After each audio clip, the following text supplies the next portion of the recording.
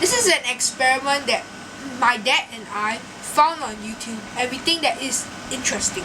However, it doesn't actually shake, it doesn't actually rattle or spin around as it looks like on YouTube, but then it actually shakes in this experiment. So I'm going to show you how it is done.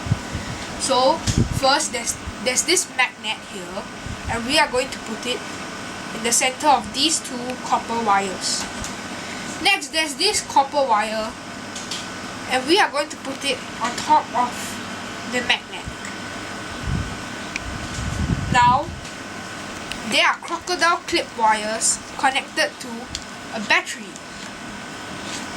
So now, we are going to clip each crocodile clip onto the copper wire.